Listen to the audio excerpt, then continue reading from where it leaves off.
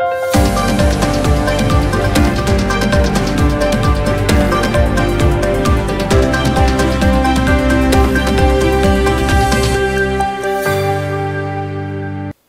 मी Priyanka. Shankhnath news चॅनलच्या मराठी बातमीपत्रात आपलं स्वागत करते. पाहुयात आजच्या काही मुख्य बातम्या.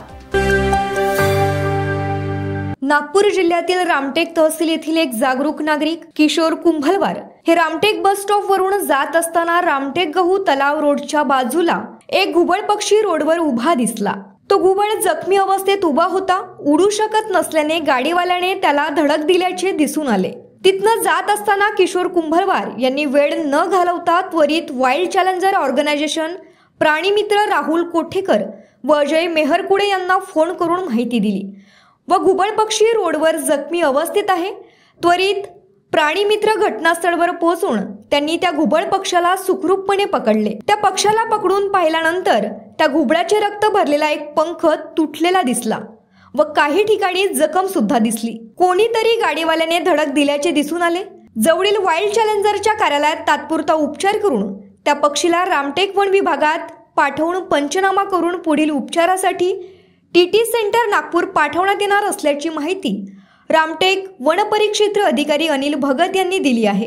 शंखनाथ न्यूज साठी ब्युरो रिपोर्ट. रामटेक वन परिक्षेत्रात येणाऱ्या गहू तलाव रोडवर काल रात्री एक बर्नआउट प्रजातीचे दुर्मिळ प्रजातीचे घुबड दिसून आलेले आहे. हे घुबड श्री किशोर कुंभालकर यांना जखमी अवस्थेत आढळून आल्यावर त्यांनी वाईल्ड चॅलेंजर ऑर्गनायझेशनचे अध्यक्ष श्री राहुल कोठेकर यांना कळवले.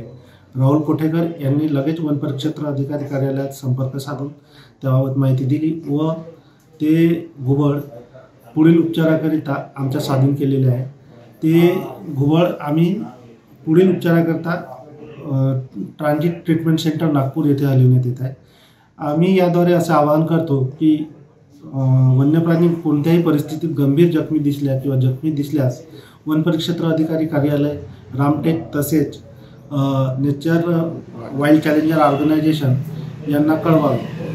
वाईल्ड चॅलेंजर ऑर्गनायझेशनचे अध्यक्ष श्री राहुल कोठेकर, अजय मेहरकुडे व त्यांच्या टीमला सुद्धा कळविल्यास वन विभागासोबत ते लगेच संपर्क करून संबंधित जखमी प्राण्याविषयी माहिती देतात. करिता परत एकदा मी आवाहन करतो की आपण जखमी प्राण्यांना मदत करून किंवा ते जखमी अवस्थेत आढळल्यास वन परिक्षेत्र अधिकारी कार्यालय किंवा वाईल्ड चॅलेंजर ऑर्गनायझेशन यांना कळवावे असे आवाहन करतो. धन्यवाद. केंद्रीय रस्ते वाहतूक व महामार्ग मंत्री माननीय श्री नितीनजी गडकरी यांच्या जनसंपर्क कार्यक्रमाला दिव्यांग, ज्येष्ठ, तरुणांसह विविध संस्था, संघटनांच्या सदस्यांनी गर्दी केली. मंत्री महोदयांना भेटून निवेदने देतानाच लोकोपयोगी साहित्याची मागणी देखील करण्यात आली. गडकरी यांना प्रत्यक्ष भेटता येणार म्हणून खामला येथील जनसंपर्क कार्यालयात नागरिकांची गर्दी उसळली. कुणी संजय गांधी निराधार योजनेसाठी, तर कुणी रस्त्याच्या कामांसाठी, कुणी नोकऱ्यांसाठी, तर कुणी नाविन्यपूर्ण प्रयोगांचे प्रेझेंटेशन देण्यासाठी मंत्री महोदयांची भेट घेतली. गर्दीतील प्रत्येकाला व्यक्त व्हायचे होते. काहींच्या हाती मागण्यांची निवेदने होती, तर काही लोक केवळ कृतज्ञता व्यक्त करण्यासाठी आले होते. ज्येष्ठ नागरिक, दिव्यांग आणि महिलांच्या संदर्भातील मागण्यांची निवेदने गडकरी यांनी स्वीकारली आणि त्याच वेळी आपण पुढाकार घेतल्यामुळे काम झाले अशी कृतज्ञता व्यक्त करणाऱ्या नागरिकांच्या शुभेच्छाही त्यांनी स्वीकारल्या. वैयक्तिक कामांसह प्रशासकीय कामांपर्यंत विविध प्रकारच्या विषयांसाठी यावेळी निवेदने देण्यात आली. गडकरी यांनी नागरिकांशी संवाद साधून त्यांचे म्हणणे ऐकून घेतले. दिव्यांग बांधव भगिनी तसेच ज्येष्ठ नागरिक सहकारी योजनांचा लाभ मिळण्यात येत असलेल्या अडचणीचा विषय घेऊन आले.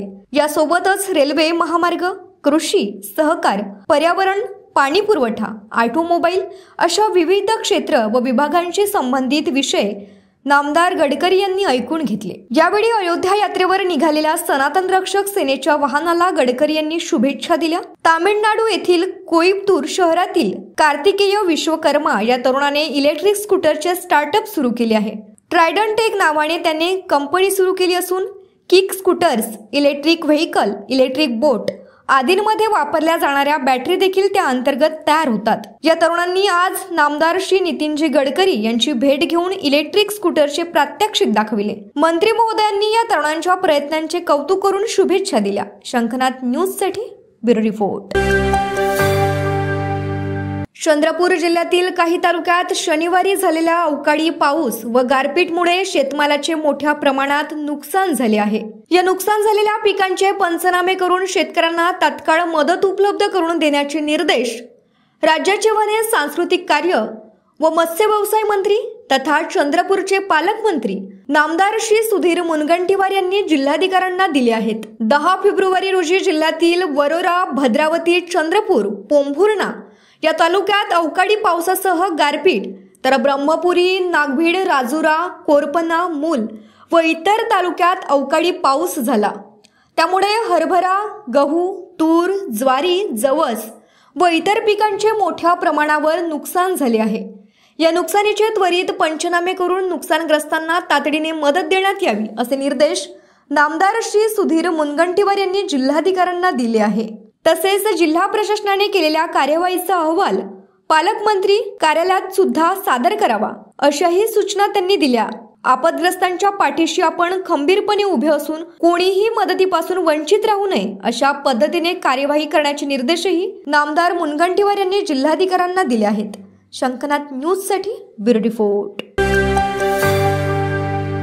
चित्रपट हे केवळ मनोरंजनाचे साधन नसून त्याच्या कथानकामध्ये एक अद्भुत शक्ती आहे।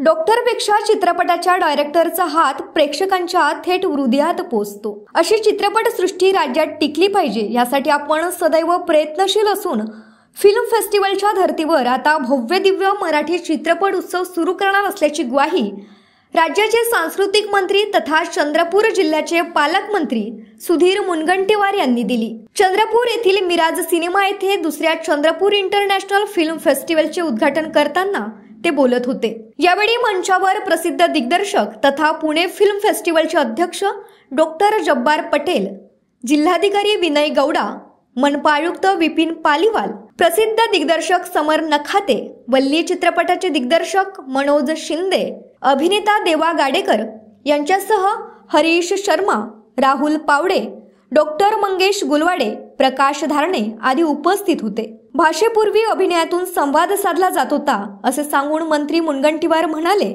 1913 मध्ये आलेला राजा हरिश्चंद्र हा चित्रपट मूकपट होता। अभिनयातून तो प्रेक्षकांना कळला। 1932 मध्ये अयोध्येचा राजा हा चित्रपट आला। वैशिष्ट्य म्हणजे अयोध्येशी चंद्रपूरचे एक वेगळे नाते तयार झाले आहे। प्रभू रामाच्या मंदिरासाठी चंद्रपूर जिल्ह्याचे सागवान गेले असून कुठल्याही भाविकाला अयोध्या येथे दर्शनासाठी चंद्रपूरच्या लाकडाच्या दरवाजातूनच जावे लागेल असा उल्लेख त्यांनी आवर्जून केला। पुढे मुनगंटीवार म्हणाले, महाराष्ट्राचे वर्णन हे चांदा ते बांदा असे केले जाते। त्यामुळे गत 2 वर्षापासून फिल्म फेस्टिवल चंद्रपूरमध्ये घेण्याचा निर्णय घेतला। चंद्रपूर जिल्हा हा खनिज आणि कोळसाकरिता प्रसिद्ध आहे। कोळसा खाणीत हिरा सापडतो। तसेच चंद्रपूरमध्ये अभिनयातील कोहिनूर आहेत। जयंत सोमलकर, एका रात्रीचा पाऊस या चित्रपटाच्या निर्मात्या प्रतिष्ठाताई ह्या चंद्रपूरच्या आहेत। आपल्या जिल्ह्यात कलाकारांची कमी नाही। त्यांना संधी मिळवून दिली तर ते नक्कीच संधीचे सोनं करतील। त्यासाठीच चंद्रपूर इंटरनॅशनल फिल्म फेस्टिवल घेण्याचा प्रयत्न केला आहे। या माध्यमातून येथील कलाकार प्रेरणा घेऊन अभिनय, दिग्दर्शन, निर्माता या क्षेत्रात आपला ठसा उमटवतील। येथील कलाकाराला राष्ट्रीय फिल्मफेअर अवॉर्ड मिळावा व चंद्रपूरची शान जगामध्ये वाढावी असा आशावाद सांस्कृतिक कार्यमंत्री सुधीर मुनगंटीवार यांनी व्यक्त केला। शंखनाथ न्यूज साठी ब्युरो रिपोर्ट। तर हे होतं आजचं बातमीपत्र। पुन्हा भेटूयात पुढील बातमीपत्रात। तोवर बघत राहा शंखनाथ आवाज सत्याचा। नमस्कार। सर्व प्रकारच्या पाळीव प्राण्यांसाठी अत्यंत गुणकारी इनोटॉक्स पौष्टिक आहार। नैसर्गिक वापरा, केमिकल टाळा। इनोटॉक्ससह रोगराईस आळा घाला। पशुखाद्य टेक्नॉलॉजिकल ऑडिटिव्ह उत्पादनासाठी महाराष्ट्रातील सर्व जिल्हे व तालुक्यात डीलर्स नेमणे आहे। अधिक माहितीसाठी संपर्क करा 8446625542 738775157।